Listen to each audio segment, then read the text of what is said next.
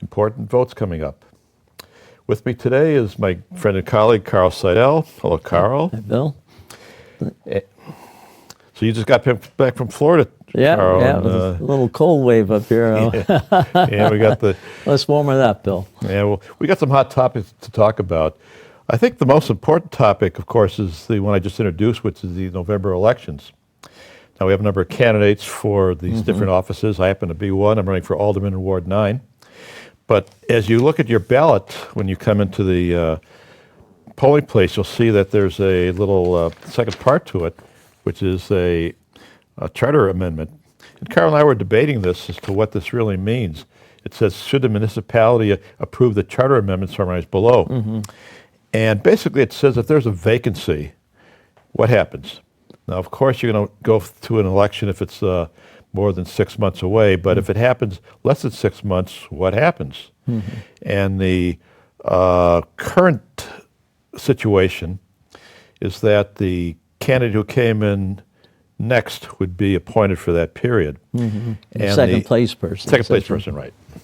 Or if there's a four-person race, you know, Yeah. the fifth person. But the referendum question proposed to change that and says that, well, we're going to have the majority of the board decide who that replacement is. That looks like gerrymandering, Carl. Well, it's packing it anyway Right, by the packing it. majority, whoever the majority is. Even though this is Partisan? that people know, people are running either have a Republican, a Democrat, or independent type of background. So that's what I think you too feel that it's unfair to put one of the majority on there to overwhelmingly enlarge the majority. Yeah, it's not a citywide election, it's a ward election. Right. I mean, I've been walking the streets in my ward, and I've been dealing with problems with trees that were need to be taken down by the city, need a little bit of prodding, but they're taking them down. Other issues like that, traffic and so on. But those are the issues in my ward. And if I get replaced by somebody who's, in a different ward, are those issues going to be represented or not? Yeah. I don't think they It would doesn't say that he has to be in the same ward, No. does it? They just have to be friends of the majority. That's it. We it, think huh? our friend here, who How about that? part of our majority party, whichever one that is, Another would be a no- great candidate to fulfill this vacant position. Another one, they didn't read the writing very well, did they? I'm sure they would have caught that. That sounds even illegal. Yeah. Well, it's temporary because it says the election will decide it, but what do you do that's in the right. interim? Normally you'd have a vacancy, so, okay. At the State House, for example, where you and I served, Carl, if for any reason we were absent, well, too bad. Yeah.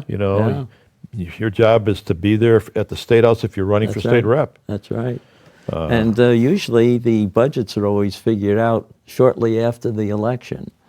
So, you don't have a chance to replace it with a newly elected Yeah, one, excellent point. unless you have that election right away. Yeah. Speaking about budgets, we have our own city budget. Yeah. And an interesting article in yesterday's Union Leader about the spending cap that was in place in the city of Nashua.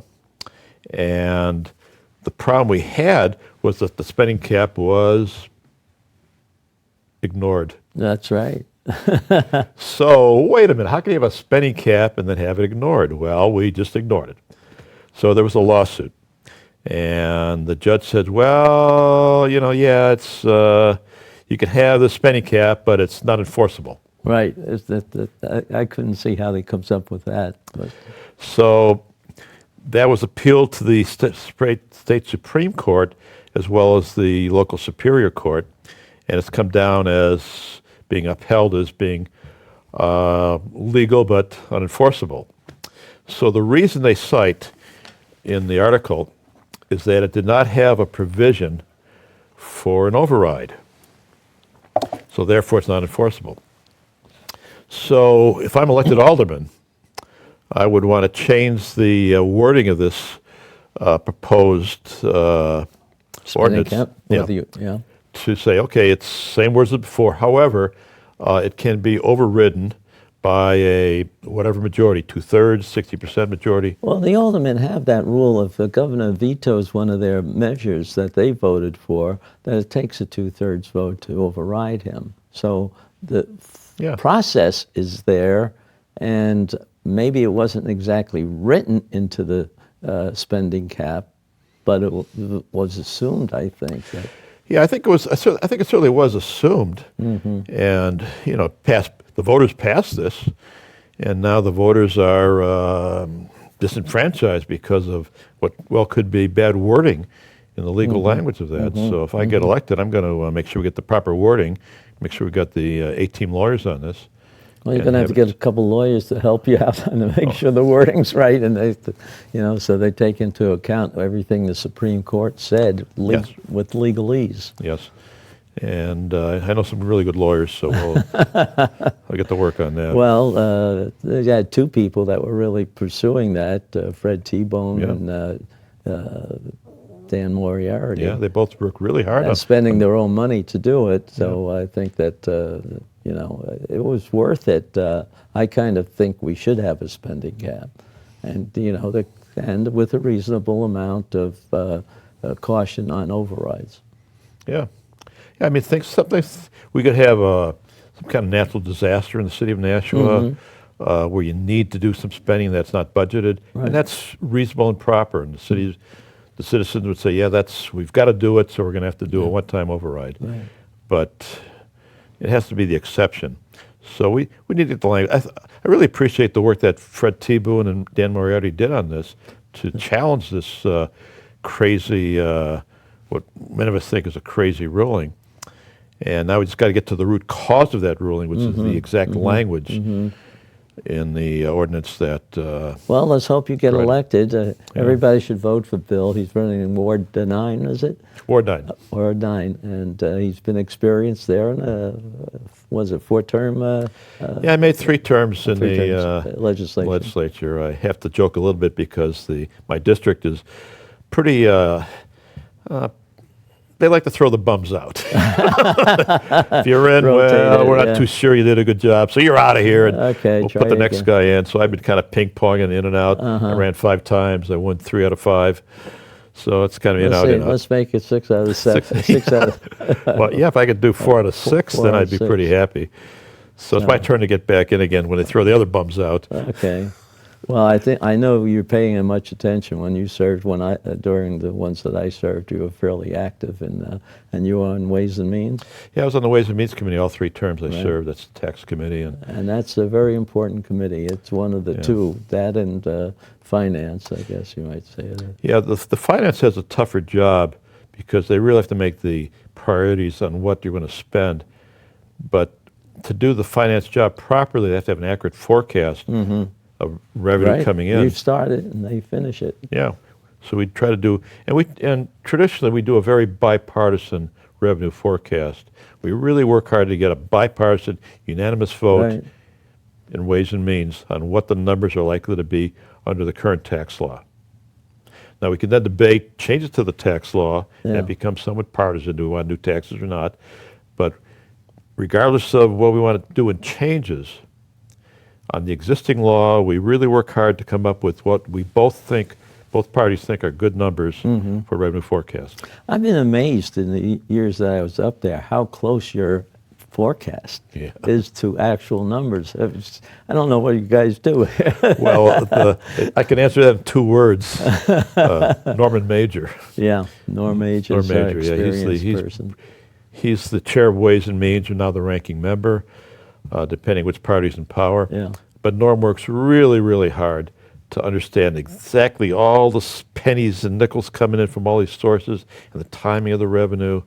And when there's close to the deadline of doing a revenue forecast, he'll go down daily with the treasurer and see what checks are coming in. Oh, no kidding. Yeah, and he's got charts going back years on what comes in on what day, so we can look at trends. You know, are we trending higher or lower on what should be coming in for this day, this week, this Wow. month, and then use that to make an That is adjustment on the details. baseline. Yeah, he's tremendous detaal adjustment. Well, let's and even the Senate, has their own Ways and Means Committee, but the reality is the Senate relies on Norm Major because they trust Norm to get the number right. Right. So he's a tremendous asset to the State House. We have some very good people in the State House, Carl. Well, that's one of the things you want to keep, but you sometimes wonder whether the majority of the people should have term limits.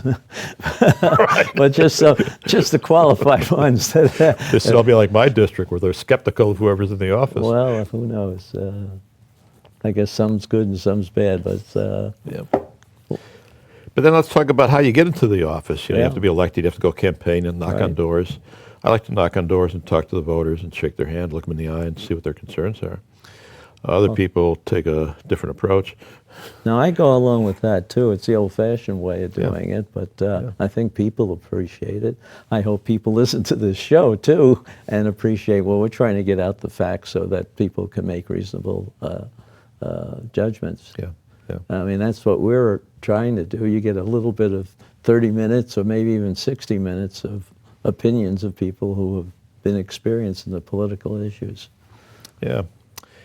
And we have kind of an interesting makeup of the State House. We have retired folks like you and I who have typically business experience. We've run a business, we run companies, we had to do hiring and firing. We got a lot of scars from all this stuff. Oh, And sometimes we've learned from those scars. oh yeah. No, So- I think that's true. And most of the people don't appreciate it unless they have a little bit of a business experience. Yeah. Because there you have to, it's live or die. I mean, if you don't do your job right, the company doesn't succeed. Yeah. And here, there's a little bit of difference in attitude and how people should work and deliver and do their job, do whatever. And I think they need a little bit more experience in the administration. The people there try hard, but they don't have the right types of experience most of the time. Yeah, yeah. That brings up the topic between ideology and reality. You'd like things to be different, and you're all motivated to change the world, but then you have to realize that there's usually consequences, some known and some unknown, on these ideas. For example, if you want to spend a lot of money on dealing with climate change, well, you could do that, but you have to say, well, what are the risks? What's the timeline of these risks? And how much can we budget to mitigate that risk versus how much we have to deal with problems that are on our doorstep, like the opioid crisis.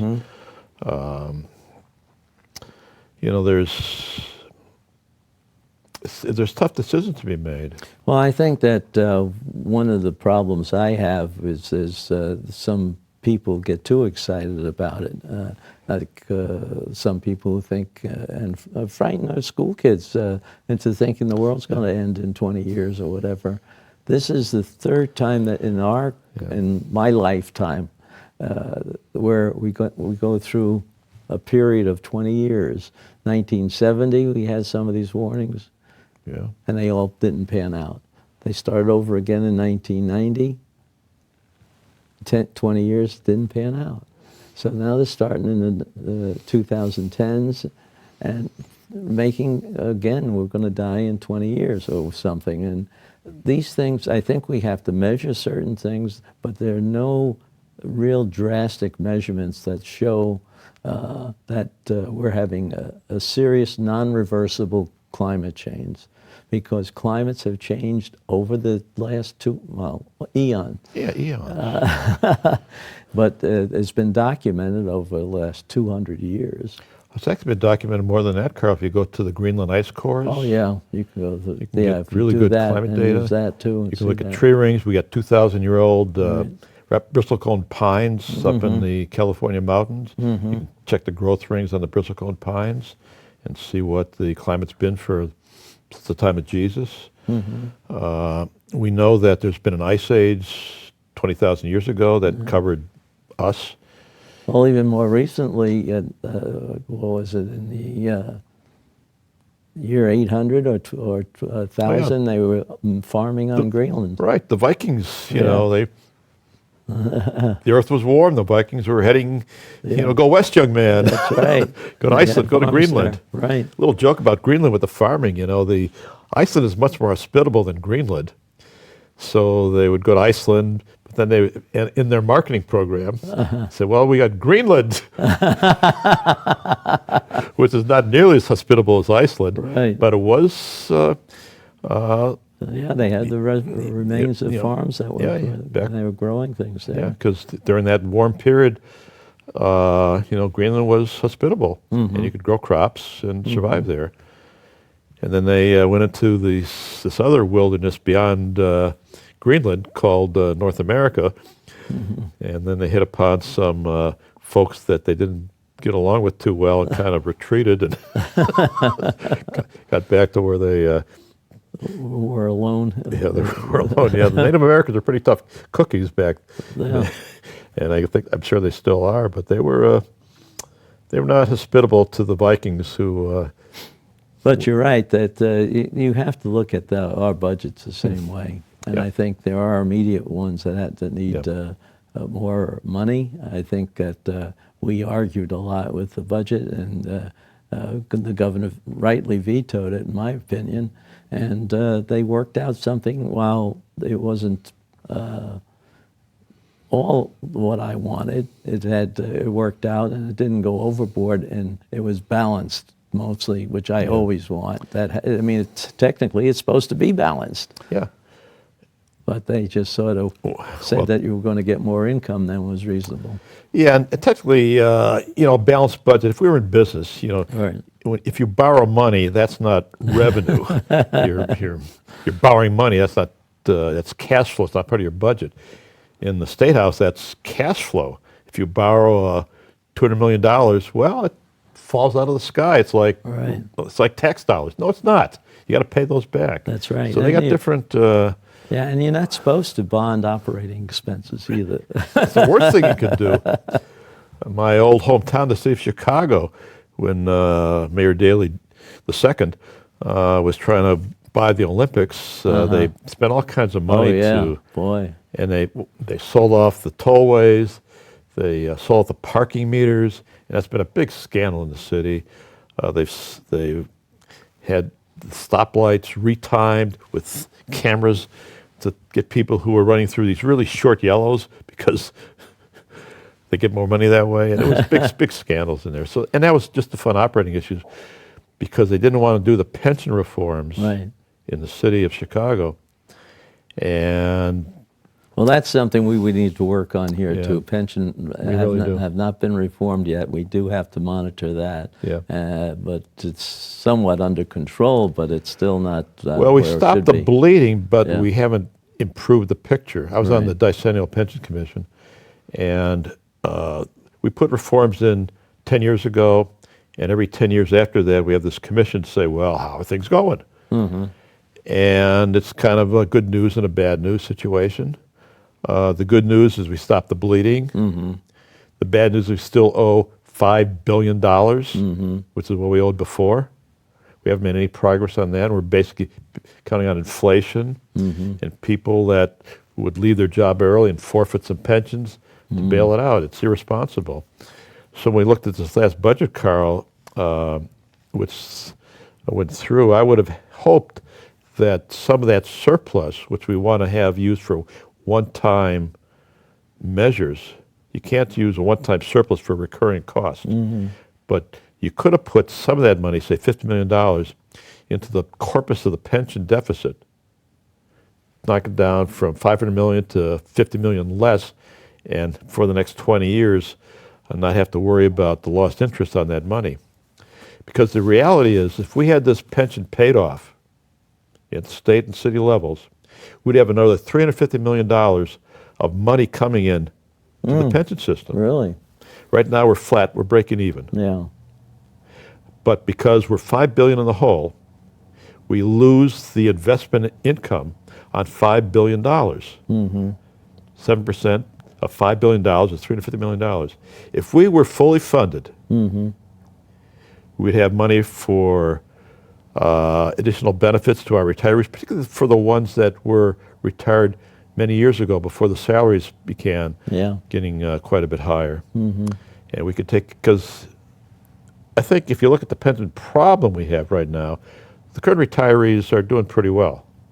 It's the folks that retired 10, 20, 25 years ago with more modest pensions that we'd like to take care of, but the money's not there. Yeah. And if we had funded this pension liability, we'd have the money to take care of these longer term, these legacy retirees for the cities and towns Yeah. that have worked very hard to educate our kids and protect ourselves from fire and vandalism and all sorts of crime that unfortunately is Well, you think something inevitable. might be, we're doing well. I mean, we always have, the last few years we've been having excess income. Yeah. Do you think some of that's going to be able to go and support the hole in the pension fund? No. No? No. We've had a good year. We had a couple of good years. All right. If I draw you a chart, and the chart shows a 7 3/4 return on investment, you know, that's the average. You got to have about half the dots above that line, Right. and about the Some cover of the below it. case when half the dots are below that line. Yeah.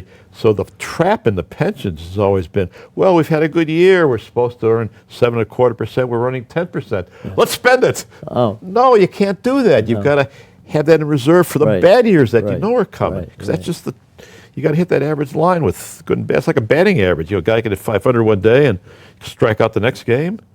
You know, you look at his batting average. Look at the average return on the pensions. So, on that topic, you know, of the $5 billion that's owed, Yeah. about $4 billion is cities and towns. Uh-huh. What are the two biggest cities in New Hampshire? Yeah. Nashua and Manchester. Right. You know, we got the biggest share of that $4 billion liability. So as we look at the city budgets, and if we can be a little more responsible, I would like to have a little bit of money to pay down this long-term pension deficit. So when the city employees come to us, which they do, and say, look, I haven't got a COLA, I've been a teacher for X years, you know, how come I can't be caught up with inflation? Well, you know, sorry, we're billions in the hole. Yeah. And until we're caught up, we can't do anything. I'd like Yeah. to be able to start to pay that deficit down so we're going to take care of these longer-term retirees. Always things to do, Carl. Well, I'm glad too, though, that we're spending some money on mental health too, which has been needing it's that very badly. Hopefully, that starts to pay off too, because there's a lot of problems. I mean, but connections in between mental health and some of this drug stuff. And Yeah, that's an excellent point. You get people on the streets, right, and it's not like they've chosen to be there, but they've made bad choices in life. And many of these people have addiction problems, drugs, alcohol. I mean, I would think that to really make a dent in the drug problem, the homeless problem, you really need to get into some kind of a mandatory rehab. And I'll say that again, mandatory rehab. We're not going to send you to jail, but we may send you to a facility that you're not going to be able to leave for a few months until you're clean. And I think that would be my solution, Carl, to dealing with the combination of homelessness, drug and alcohol addiction, substance abuse that we. well, that we yeah, see. and I bring mental health in because some people have a mental condition that is almost as bad as drug problems, and they need to be controlled with their medication. That's an excellent point, Carl. I mean, we had great advances in medication for schizophrenia, for depression, manic depression. We have drugs for this. Right. But if you're not taking your drugs, your meds, and now you get into drugs instead of your meds, it spirals. So my goal with this concept of having a mandatory rehab, if you're off your meds, well, we'll put you on your meds, get you stabilized, and then we can work on the other addiction issues that were compounded by the fact that you weren't on your meds to begin with. Well, I think they're finding too that people react differently to some of those meds, and that's why they have to be monitored while they're starting. And maybe they should have, you know, not A and B, but maybe A and C, Right. or something like that, or dosages are variable for the person because just of his body. Yeah, a lot of His this or is hers. genetics, which is kind of the big development in Right. medicine, is the genetic testing to see what drugs in the lab show better promise, or what combination of drugs Right. show better promise, so that we can deal with the exact chemistry in your body. Yeah, they're Not doing a this- better analysis of that, Yeah. and a better indication of getting more data and analyzing how certain people react to these drugs, Yeah. which is what's needed. Yeah. And also the age of the person. As you age, your body reacts different. Your hormone levels are Yeah. different. Everything. For example, I was at a flu clinic yesterday. I was a volunteer for the Medical Reserve Corps flu clinic in Massachusetts, and we had 2 different dosage. If you're under 65, you get the 4 vector dose for the flu shot. If you're over 65, you get a 3 vector dose, but it's a higher dose, so it's age related. And if we I had- found that out. They ran out of my dose for the Well, just tell me you're over 65, Carl. Get the other one. They said that was the problem, that I was over 65. Nobody, they said, had it. So anyway, hopefully I don't get the flu until they get it. Oh, and I hope our listeners go for the flu shot. It's always good to have. Yep. Well, I think on that note, Carl, I want to thank you for helping Thank me you for host the leading program. us today. Well, we'll have another one coming up next week, so please listen in to us and learn a little bit about the background, political and otherwise, here in Nashua. Take care, Carl. Thank you. That's a wrap. Hey, he's right Good. on the bag there. Yeah. Okay. That was good, Carl.